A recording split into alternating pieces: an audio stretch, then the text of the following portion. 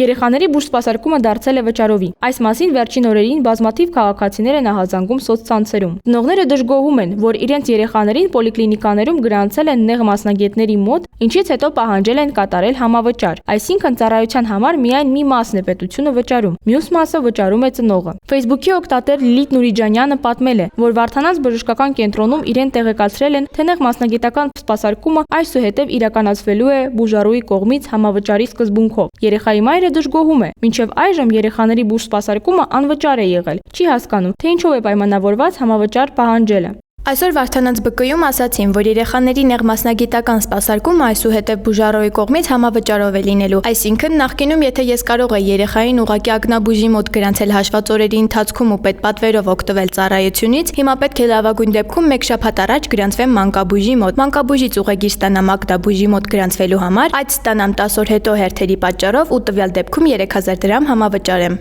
Դավիթ Գալստյանը նույն խնդրին է բախվել, երբ երեխային տարել է պոլիկլինիկա վնասվածքաբանի մոտ։ Երկու առաջ եմ մոտեցել պոլիկլինիկա եւ երեխայի ոտքը վնասել էր եւ պետք է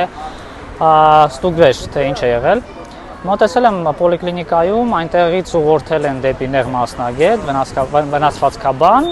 եւ զգուշացրեցին առաջի անգամ բավական մեծ անակնկալ էր, որ որոշակի գումար պետք է, այսինքն համավճար պետք է վճարեմ։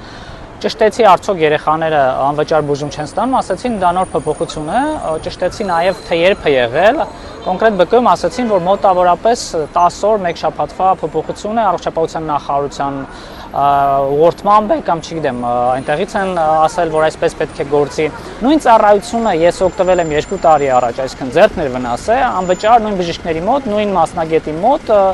անվճար բուժվել է եւ որևէ համավճար չի եղել, այսինքն սա նոր բան է։ Մենք խոսում ենք բազայինի մասին, այսինքն մենք չենք խոսում հատուկ ինչ-որ դեղորայքի կամ եւ այլն, որ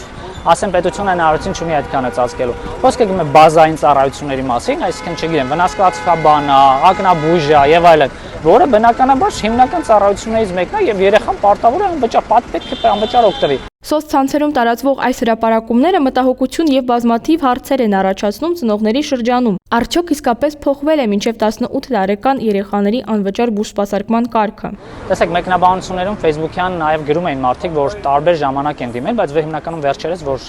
6000, 3000 հավելյալ գումարներ են վճարել համավճար, շատերի համար անակնկալ է նույնպես եղել, որ պետք է վճարեն ինչ-որ հավելյալ գումարներ երեխաների ու չեն նախատեսել, որ այդպիսի բան պետք է լինի։ Ինչպես ես եմ հասկանում, իհարկե սուբյեկտիվ այդ բոլոր կարդացած գրառումներից, արձագանքներից, ապա այո, ԲԿ-ներին որոշակի թողել են ինչ-որ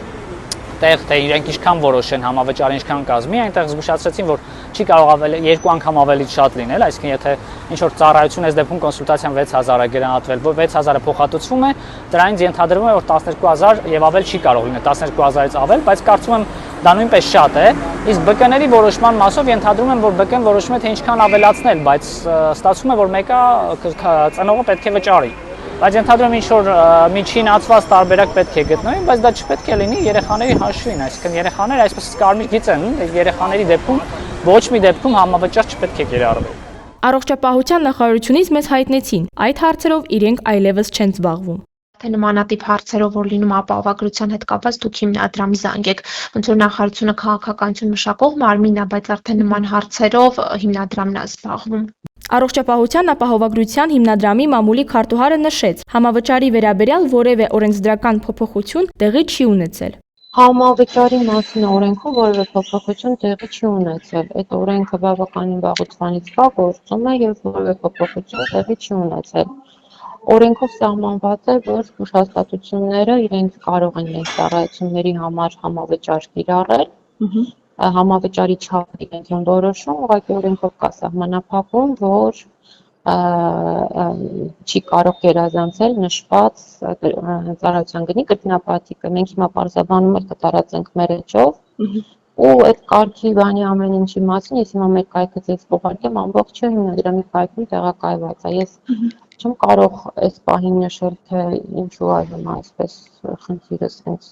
ինքնակնդի նման գլորվում եւ դառնում խնդիր։ Այդ Դավիթ Գալստյանի մասին է թե խոսքի երեխային, որ տարել պոլիկլինիկա, մենք այդ հարցը ոնց որ ֆիքսել ենք ու փորձում ենք հասկանալ ինչ խնդիր է եւ ինչու է հիմա ծագել, բայց նաեւ օրենքով սահմանված է, որ օրինակ բուժհաստատությունը ինքն է որոշում համավճարի չափի փոփոխություն երբ անի, ինչքան անի եւ այլն։ Միայն այդ սահմանափակումը, որ կա օրենքով, դա հաշվի առնելով։ Համավճարի մասին կարգավորումը գործում է այս տարի հունվարի 1-ից, երբ անչափահասների պետպատվերով բուժ սպասարկումը փոխարինվեց առողջության համընդհանուր ապահովագրությամբ։ Ընդ որում երեխաների, ինչպես նաև 65-ից բարձր քաղաքացիների ապահովագրության գումարը վճարում է պետությունը։ Այդ դեպքում ինչու պոլիկլինիկաները ոչ թե նոր համակարգի ներմուծումից անմիջապես հետո, այլ միայն կես տարի անց են որոշել համավճար պահանջել երեխաների նեղ մասնագիտական բուժօգնության համար։ Հիմնադրամի մամուլի քարտուղարի պարզաբանումից ստացվում է, որ ոչ թե իրենք են փոխել վճարման կարգը, այլ բուժ հաստատություններն են բարձրացրել իրենց ծառայությունների գինը։ Արդյունքում այն դեպքերում, երբ գումարը գերազանցում է պետական կողմից սահմանված փոխհատուցման չափը, բուժ հաստատությունը համավճար է պահանջում ծնողից։ Առողջապահության նախարարության պետական առողջապահական գործակալության նախկին պետ, անկախ փորձագետ հասարակական կազմակերպության ղեկավար Ծաղիկ Վարդանյանը մինչդեռ այլ տեղեկություններ ունի։ Մինչև հունիս ամիս ըստ տեղեկությունների հանձնարարված է, որ անավանդ մանկաբուժական մասով, մանկական ծառայությունների մասով համավճարն չկիրառվեր։ Հիմա արդեն այդ հրահանգը հանված է եւ բժշկական կազմակերպությունները իրականացնում են օրենքում գրված իրենց այսպես ասած հնարավորությունները, ֆինանս հավաքելու հնարավորությունները։ Ստացվում է, որ համընդհանուր ապահովագրության համակարգի ներմուծումը, որի նպատակն էր քաղաքացիների բուժ սպասարկման ծախսերի բեռը նվազեցնելը, անչափահաս երեխաների աշխատող ծնողների համար միայն նոր ծախսեր է ավելացրել։ Ստացվում է, որ քաղաքացիները ապահովագրական համակարգի ներդրման հետ միասին 3 աստիճանով, 3 մասով իրականացնում են վճարներ։ Նորից եմ կրկնում, ապահովագրավճար 1, երկրորդը դա ընդհանուր վճարները հարկեր, որից ձևավորվում է պետության մասը, եւ երրորդը համավճար։